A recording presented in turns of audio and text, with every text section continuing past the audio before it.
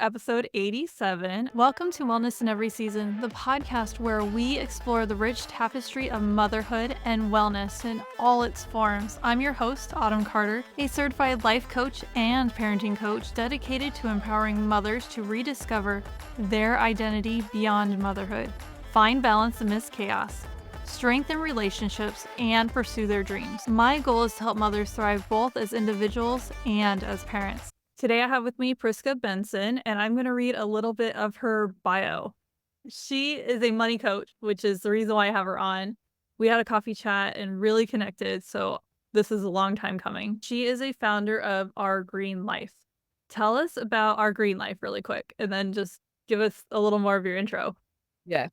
So the origin story of Our Green Life was I feel like everybody's capable of living a green, which is like a positive, fulfilling life.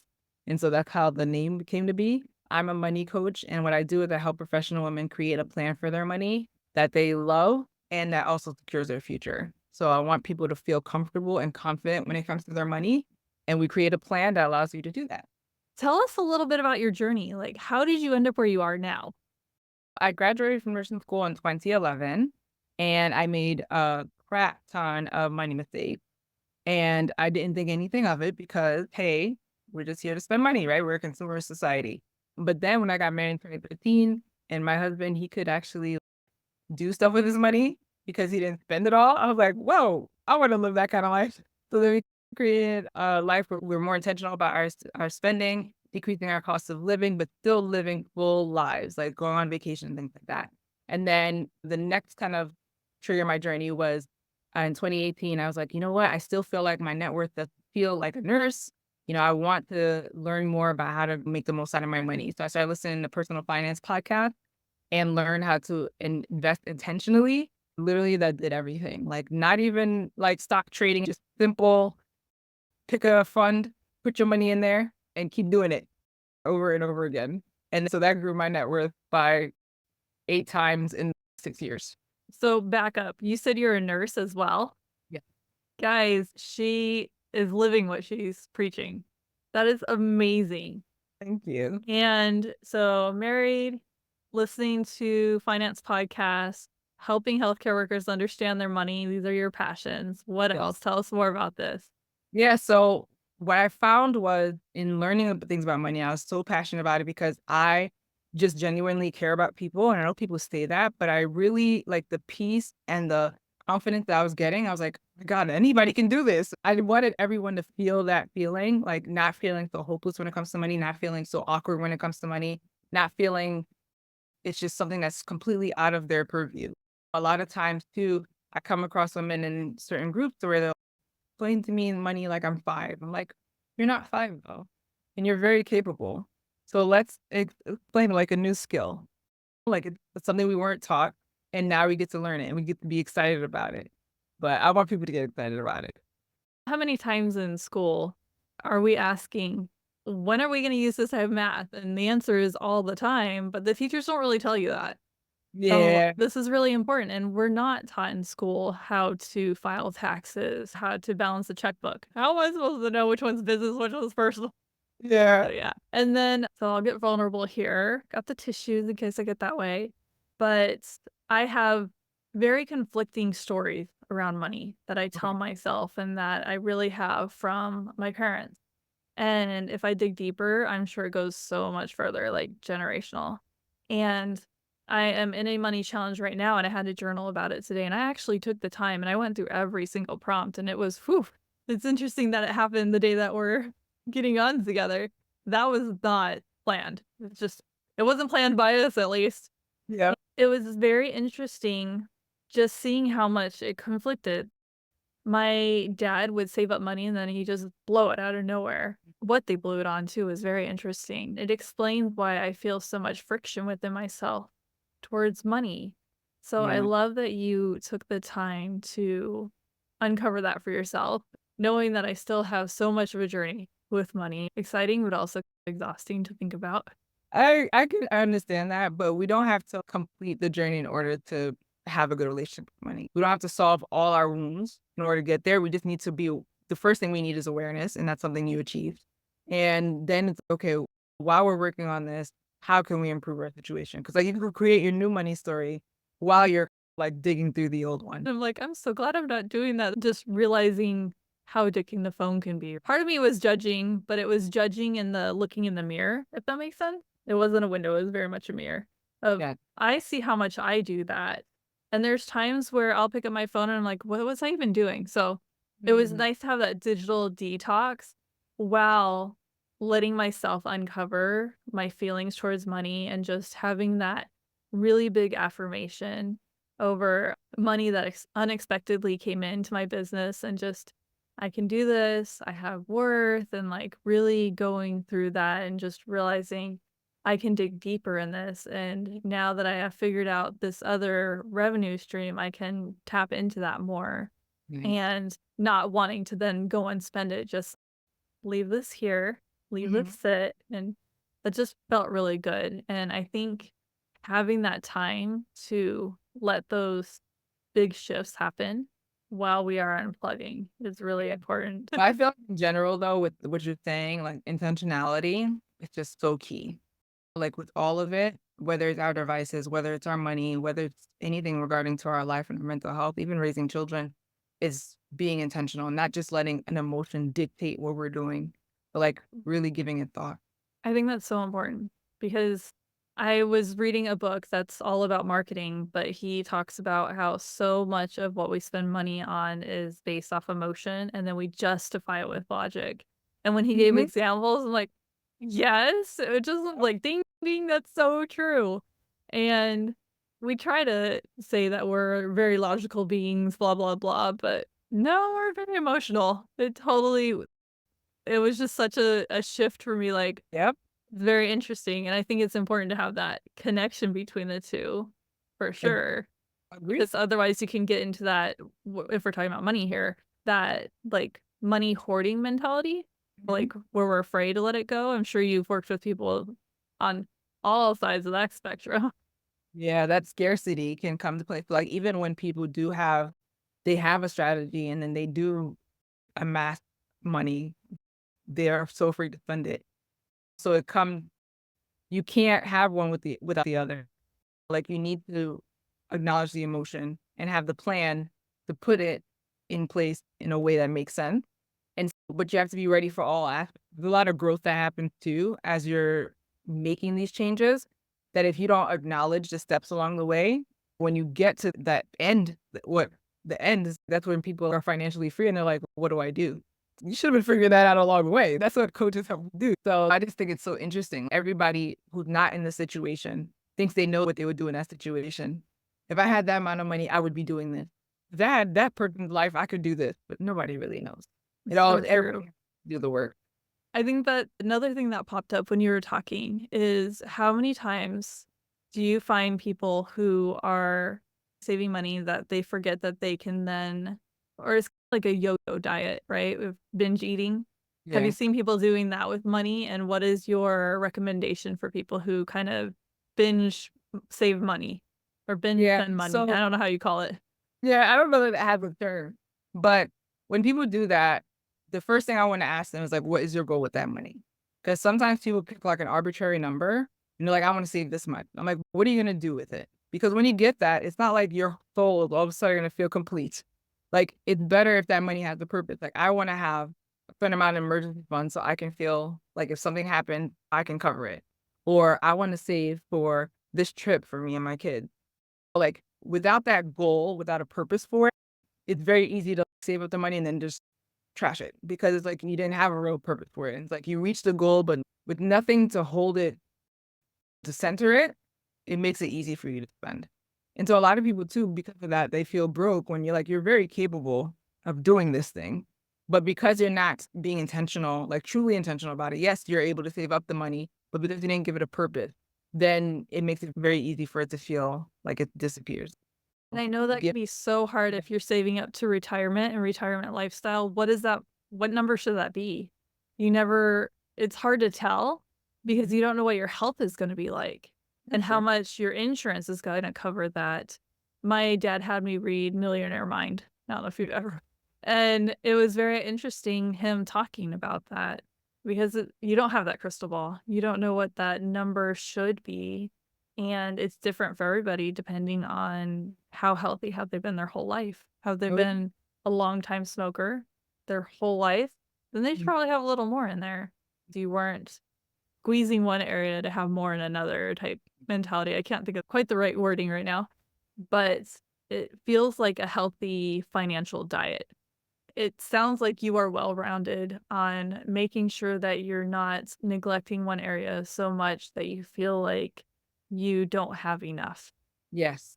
And I think that's even part of what helped prevent that binging you were talking about, because I don't create plans for people that make them feel deprived, like they're not getting enough. We factor that in. It's funny because a lot of times when somebody meets with them and what they think is going to happen is we're going to take out all the things that are not necessary. Okay, there's a certain amount of things you can afford. Let's look at this. Which one of these things actually matter to you versus something you're just doing out of habit or just because you're with your friends or something that just happens just being social creatures that we're not being intentional about.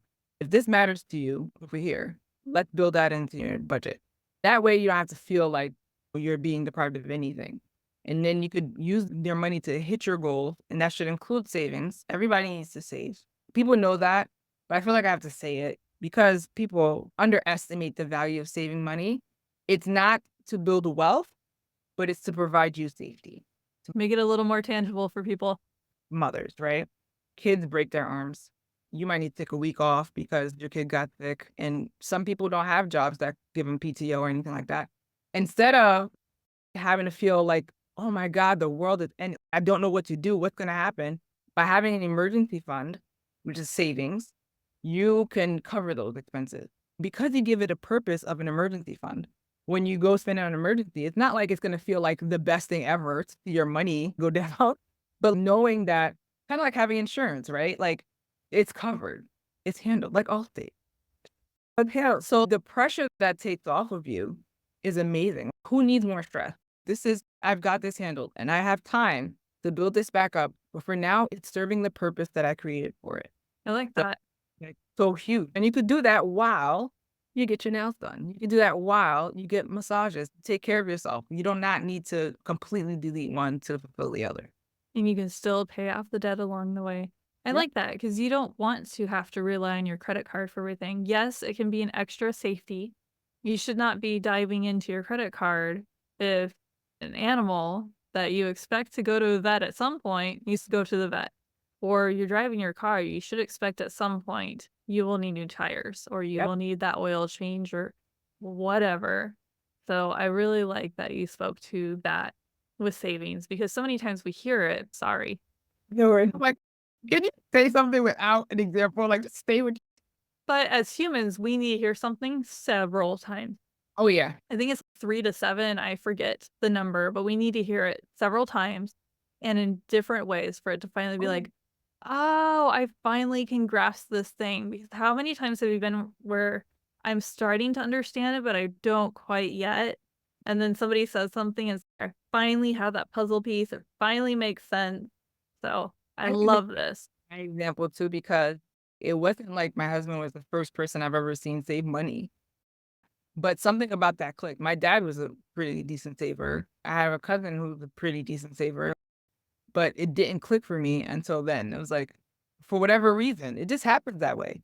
So if you're gonna be one of those people that hear it again, just keep exposing yourself to it so that way it'll get in it because it's precious. And I wonder how much do we listen to our parents compared to our spouse That's true. or our best friend, or thankfully for me, he's both. I'm sure he did it in a non-judgmental way. At least I hope he did, and that helped it click. Where parents, we tend to be a little judgmental to our kids, whether we try not to be or we do it intentionally. Sometimes it's both for me. Anyway, I'll let you talk. No, I was gonna say it wasn't like he was trying to teach it to me. And same thing with my cousin too. And technically neither my husband. At the time, I think there's two things. There's the aspect of maybe it's not the right person sending the message, which is sometimes it's not your parent, not your family, maybe need to be a friend. And then the other time is the timing in your life, right? There's sometimes in our lives our brains are just not open to this idea. And it doesn't really matter who sends the message. It's just not open to the idea. So I think at any given point with any big life change, especially mindset change, there has to be an overlap. And that's why exposing yourself as much to these things as possible, because maybe today's not the day where you're like, okay, I really want to get my money crap together. But if you keep exposing yourself to it, then when that overlap happens, you're able to use it. And I even think that with the personal finance podcast, I was like, a lot of it I felt didn't apply to me. I'm like, this is not useful to me now. Like in my place in my journey now, this is not fit. But I want to know about it because I want to be able to know where to get it. Maybe it'll be something that might be useful to somebody else down the line. So it's good to keep that stuff around. But we know money influences everybody and everything. Nobody can avoid it. So continue to expose yourself to it. Even if you don't feel like you're getting a grasp of it now, you will. Just give it time. So I think that overlap, the where that change really so impactful. So tell me, what are a few of the things that the people you coach on are surprised by when you work with them? One, in terms of like pure mindset, is the stress around money is just not necessary most times. Like sometimes we just feel an anxiety because of an unknown. And that's why creating a plan, like when I create a plan for my clients, it helps them feel so much better because just not like one of my clients, she actually messaged me the other day. She was just like, this budget thing. She was like, it's good to know that when I'm going to spend the money, I know I have it versus guessing. That mental work of guessing is something you can eliminate. Every time you're making a decision without knowing, you feel a little bit more doubt. You're feeding more self-doubt versus when you know it, like now, like when you think about going to make that expenditure, you feel more secure about it. You feel intentional about it. And then in general, you're going to be less stressed because you know you have the funds to do the thing. Like maybe I'm spending too much. Maybe I'm broke. Maybe I'm not quite exactly what your situation is, which can be scary for people to have to face. But most of the time, when I've gone to this sessions with my clients, like they come out the other side, like they start off feeling nervous and they come out feeling relieved. And that's always the goal. So that's one big thing. I think the other thing that a lot of people are surprised by is how many ways there are to maximize your money without making your money complicated. Something that people are sometimes nervous to do is putting their savings in a high yield savings account. It's just such an easy way to make more money of the money that the bank. So why not take advantage and find these banks that are actually giving a higher interest, do something different. But then once you go do the thing, everybody who's done it, can't believe I waited so long to do it. Opening an account is such a small thing and can make such a big impact from getting 4 cents of interest a month to $30 in interest a month. All these little things that make people stall because they're so afraid of the next step. No, let's just get it done. And I think that is what is so great about coaches in general. Figure out the one thing you want to work on in your life and then find the coach who does that thing. Yeah. Find several, interview a few, listen to podcasts or listen to their work, find out about their work. Because if you're stuck on that one thing, they can help you. If it's the same thing, it's because they've been there that they can help you. And it's amazing. I think everybody needs a coach of some type at some point in their life because it really helps you get over that hurdle. And usually it's that stalling because of the unknown. So, what am I missing that we wrote about? Okay, so your ideal client. Tell me Yeah. about your ideal client. So ideally, I kind of could work with most people who want to make their fun better, more comfortable. But my focus, especially on women, because there's a lot of uncertainty, a lot of insecurity, a lot of just lack of confidence that women have around their money that I want them to empower. Also, women influence so many people and we share what we learn, right? So the impact that it has sharing with women, once they learn something and they teach the next person, they teach the next person, it just uplifts us all. So it just feels very profound. And also the skills that one can attain to our children, because the children, they're observing what you do. And even when people talk about money stories, there may be no outward thing that your parents said, but you observed certain things, and they don't realize how much you were even aware of what was going on. So if you can mirror good habits for your children, then start off a little further ahead than you did, teach that to their children. So in general, we're going to create a more a more confident society around money. A society is more open because the communication, I think, is very important. The secrecy that comes with money, the shame that comes with money makes it so much harder for people to learn. So I want to break all that. So back to the idea of the ideal client. No, I focus on professional women, grow their money and feel confident. So that leads me to a question that I did not have in our outline together. What do you recommend Mm. we do to help mirror good habits around money to our children? What do we need to be doing? I'm asking this question so wrong, but I hope you understand what I'm saying. So to create good habits to benefit your children, especially when it comes to money, is having this conversation with your children. A lot of times what we see in parents, especially mom, is trying to replace what you didn't have in childhood to give to your child. Things are very different from when we were kids. The expenses of things are so different and the incomes have not matched. Colleges are so much more expensive. Housing is so much more expensive. So by saying, I want to provide all the things that my children didn't have, and that's the focus, we give in to a lot of things like this, but you don't teach the child, hey, we need boundaries around money. In order to do this, we need to do this. Knowing there's a logic behind it besides just whatever we do. Also, I think in having conversations about it, include them in it. That way they don't feel like on the outside and like, oh, that's not a topic for kids. They're able to speak to it. And they can feel comfortable talking to you about it. When it gets their turn to start managing their money, they can feel comfortable talking to you because you were comfortable talking to them. So it's not to say that we want to burden them with, if you have financial stress, that you want to burden them with it. But for example, let's say times are rough right now and they say they want something like, listen, I want to be able to do this. However, with our current finances, we're not able to do this. Hopefully in this time frame, I aim to have that for you. So it's not quite like, oh, no, we don't have it and that's it. You make a big fuss about it and be frustrated about it. Like this is the steps we'll have to take. And you might even be able to engage them as well. Listen, if there's ways for them to make money or ways for them to help around the house to make it easier for you to do the things you do, create more funds for yourself, you can include that too. Listen, if you do this chore, that'll help me be able to get that thing for you. But just giving and then just stressing about their money, it doesn't create good habits for them. So it's kind of long-winded, but I hope that answers the question.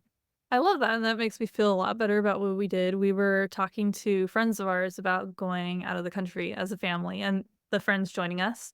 And our children, 9.5 and 6.5, they were both saying, why can't we do it right now? I was like, we need to save up for it to start with. We need to plan it.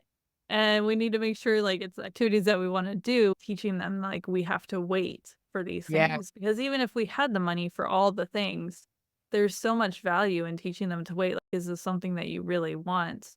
Are Oh, you yeah, dedicated to this? There's so much power in the pause, right? Before we yeah, make a decision. for sure. How many times have we been in the middle of going through something and we're like, I really wish I wasn't doing this, but I've already started, so I need to finish. And it's usually like when you're halfway through that you're like, don't think this was the best idea ever. Okay. How can we find you? Looks like you have Instagram, LinkedIn, and a website. Tell us about those. So on Instagram, I'm Our Green Life NJ, just Our Green Life is taken. And I'm from New Jersey, one of the best states on the planet. So I'm there as Our Green Life NJ. Also, I'm on LinkedIn as Priska Benson. That's how I'm easily searched. I do have a website, ourgreenlife.com, where you can get access to current offer I have for those who are interested in learning more about financial freedom is a 3 steps to financial freedom guide. And in there, I delineated just the 3 things that I did, the baby steps of how I started to grow my net worth. The reason I chose those 3 steps, because I feel like there's an overwhelm kind of in what it takes to grow wealth. And I'm like, but the first thing you need to do is just get started. What are the first things we need to consider? So first off, what our current expenses, are there ways to bring them down? But there's a lot of things that we spend money on that we don't know are negotiable. There are things that if we pay certain subscriptions in a year, it drives the cost down by a lot. But it does take planning in order to do that. So, hey, where can we find the funds to do that, to decrease those expenses in order so that we could play things in full and save more money in the long run? So it creates like a little cycle. And then at the end, with all these savings that you have, it's like, what do we do with it?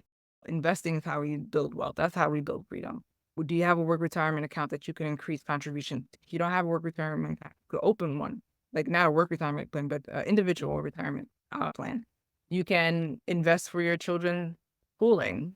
You open a 529 for them. These are options that are available to you, but you just got to do that little bit of work at the beginning.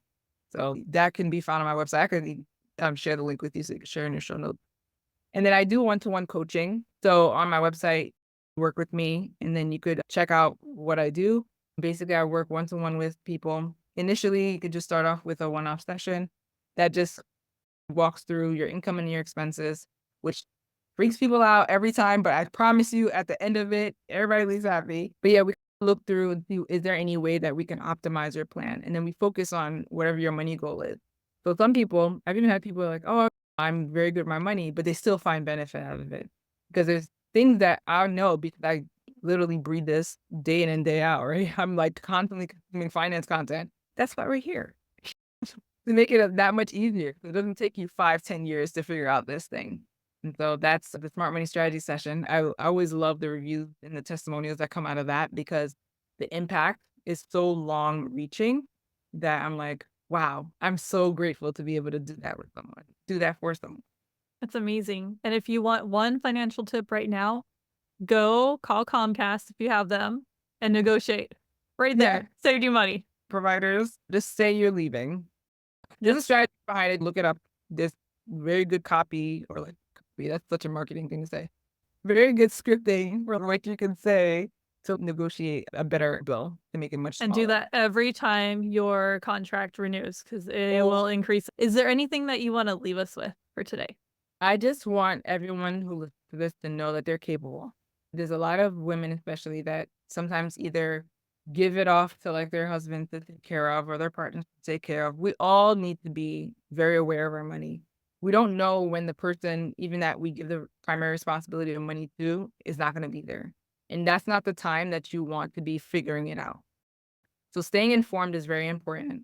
So even if you're not the primary person taking care of your money, know where it is, know where it's going.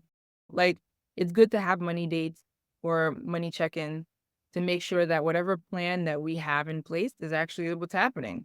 And sometimes this too, there's certain things when things aren't going so well, you can catch because, hey, maybe there is like funds that's supposed to be going this place and it's not, but you wouldn't be aware if you weren't involved. So it's good to stay in the know. You can only get better at it with practice. So you need to be more involved. And there's great podcasts, great books, great. I have there's a section on my blog, Tools for Financial. I put a lot of those things there too that make it simple for you to learn. And that way you can not only benefit yourself, but benefit the people around you because we need to be talking about money more. I love that. One thing I thought of when you were talking is sometimes we have subscriptions and our significant other doesn't know that we're no longer interested in it or we're no longer using it. There's money being wasted. So it's very important. And then the other thing is sometimes it can feel like the one who's taking care of the finances has the control. That makes it for a very lopsided relationship. So I really like that you spoke to that.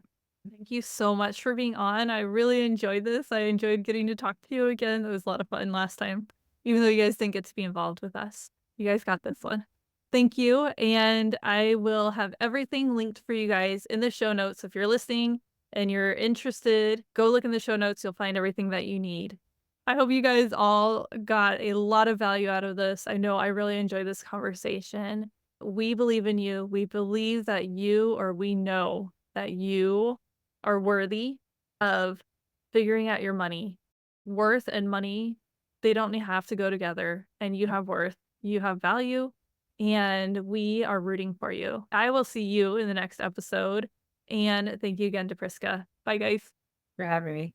Thanks for tuning into this week's episode. I am your host, Autumn Carter, a certified life coach and parenting coach, dedicated to empowering mothers to rediscover their identity beyond motherhood, find balance amidst chaos, strengthen relationships, and pursue their dreams. My goal is to help moms thrive both as individuals and as parents. I hope today's discussion inspired you and offered valuable insights. Stay engaged with our motherhood wellness community by signing up for my newsletter at wellnessineveryseason.com/free-resources. When you join, you'll have the option to receive a 5-day guide called Awaken and Unwind. 5 days to mastering mom's mornings and evening, along with free guides, special offers on my programs, practical tips, personal stories, and much more by signing up for both offers on the page. Don't miss out on these valuable resources designed to help you thrive in every area of wellness as a mom and as an individual. Join today and start your journey to wellness in every season. Your shares, subscriptions, and reviews help us reach more moms seeking empowerment. So please spread the word about our podcast. Thank you for being a part of our podcast community. I look forward to continuing our conversation, sharing stories, and exploring wellness in all aspects of motherhood. Take care until our next episode. You can also work with me one-on-one or on demand through one of my programs by visiting Wellness. One last thing to cover the show legally. I am a certified life coach giving general advice. So think of this more like a self-help book. This podcast is for educational and entertainment purposes only. I am not a licensed therapist, so this podcast shouldn't be taken as a replacement for professional guidance from a doctor or therapist, or any other qualified expert. If you want personalized one-on-one coaching from a certified life coach, go to my website, wellnessineveryseason.com. That's where you can get personalized coaching from me. See you in next week's episode.